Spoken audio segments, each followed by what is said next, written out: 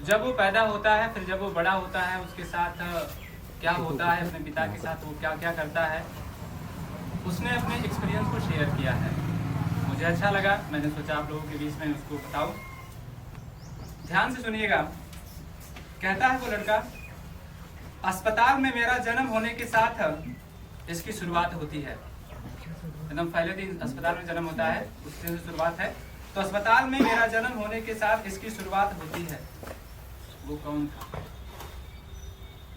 क्योंकि अभी मैंने पहली सांस भी ना ली थी और उसकी धड़कनें तेज हो चुकी थी। क्योंकि अभी मैंने पहली सांस भी ना ली थी और उसकी धड़कनें तेज हो चुकी थी। मेरी पहली किलकारी सुन के ही पूरे अस्पताल में मिठाई बढ़ चुकी थी। याद नहीं मुझे कि पहले किसकी गोद में गिरा था, याद नहीं मुझे कि पहले मैं किसकी गोद में गिरा था, पर शायद शायद उसी का हाथ था जो सबसे पहले मेरे सर पर गिरा था। हाँ, खाने के वांदे थे हमारे घर में, हाँ खाने के वांदे थे हमारे घर में, फिर भी खिलौने से सजा पूरा घर था। हाँ, खाने के वांदे थे हमारे घर में, फिर भी खिलौनों से सजा हमारा घर था। अपने सपने बीच में ही छोड़ने के लिए, अपने सपने बीच में ही छोड़कर मेरे लिए एफडी में पैसा जमा किए। अपने सपने बीच में ही छोड़कर मेरे लिए एफडी में पैसा जमा किए थे।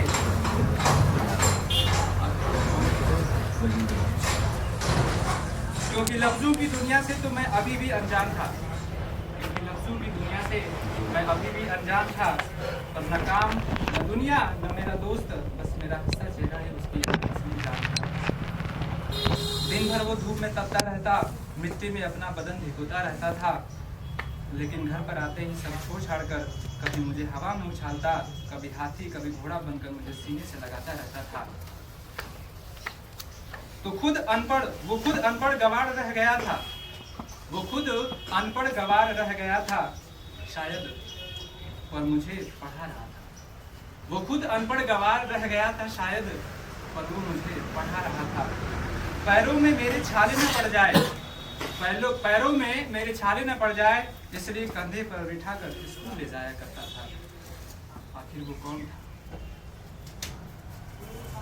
जो अपने हिस्से की रोटी मुझे खिलाकर खुद भूखे पेट सो जाता था, जो अपने हिस्से की रोटी खुद मुझे खिलाकर खुद भूखे पेट सो जाता था, खुद फटे पुराने कपड़े पहन लेता और हर दिवाली मुझे नए कपड़े पहनाता था। एक छोटे से घर का किराएदार था, एक छोटे से घर का किराएदार था, 4 लोगों के परिवार का बस एक ही सहारा था। माँ की दवाई और बहन की शादी, मेरी हर खुशी के लिए किसी और के सामने हाथ फैलाए, सर झुकाए, किस्मत का मारा था। आखिर वो कौन था?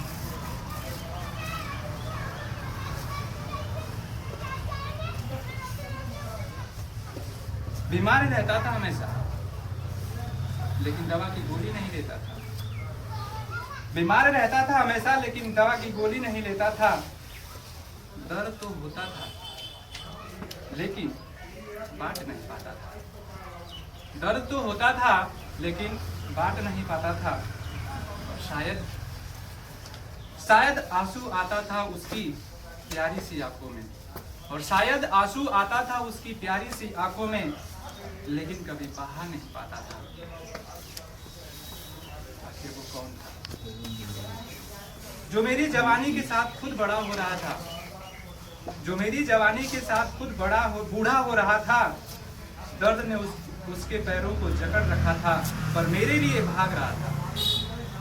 दर्द ने उसको जकड़ रखा था, पर मेरे लिए भाग रहा था। जवानी मुझ पर चढ़ती गई, बाल उसके सफेद होने लगे। जवानी मुझ पर चढ़ती गई, बाल उसके सफेद होने लगे। जो अब तक मेरी आंखों के साथी थे, आज वही आंसू उसकी आंखों से बहने लगे।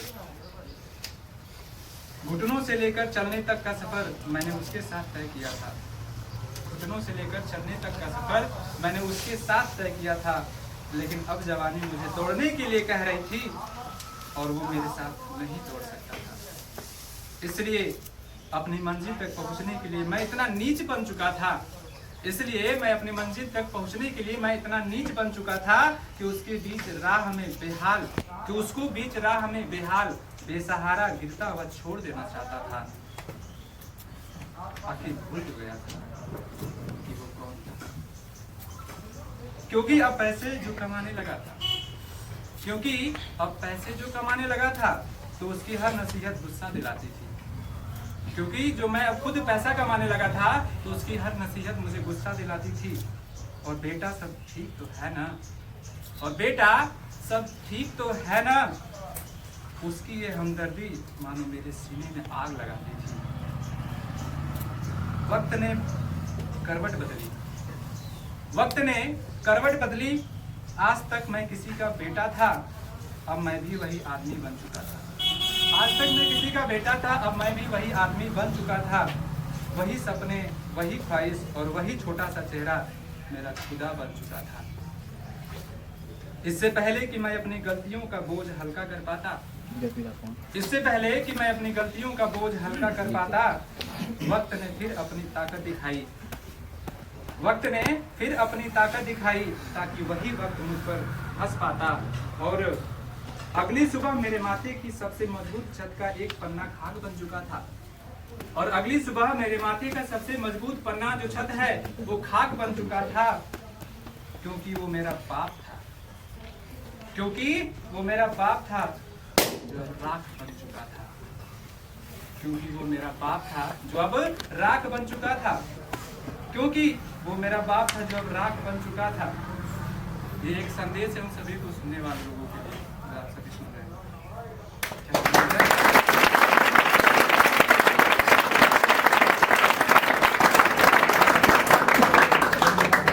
एक संदेश है आप सभी लोगों के लिए जो सुन रहे हैं, जो भी हैं, कि संभाल लेना उन लड़खड़ाते कदमों को, कि संभाल लेना उन लड़खड़ाते हुए कदमों को जो आज छड़ी का सहारा लेकर चल रहे हैं, कि संभाल लेना उन लड़खड़ाते हुए कदमों को जो आज छड़ी का सहारा लेकर चल रहे हैं। क्योंकि याद रखो, क्योंकि याद रखो कल तुम्हारा बेटा भी समझदार होगा, क्योंकि याद रखो कल तुम्हारा बेटा भी समझदार होगा, और अगर नहीं कर पाए अपने पिता से सच्ची मोहब्बत तो वही बेटा इन्हीं लफ्जों का हकदार होगा, तो वही बेटा इन्हीं लफ्जों का हकदार होगा।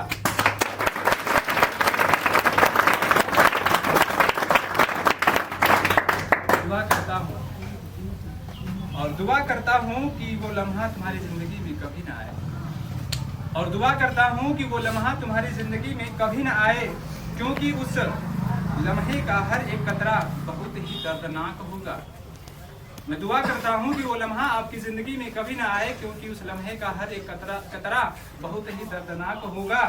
लेकिन वक्त अभी भी बचा है तुम्हारे पास, लेकिन वक्त अभी भी बचा है तुम्हारे पास थोड़ा सा, लेकिन वक्त अभी भी बचा है तुम्हारे पास थोड़ा सा, क्योंकि कल इसी वक्त का हर एक लम्हा तुम्हारा कर्जदार होगा।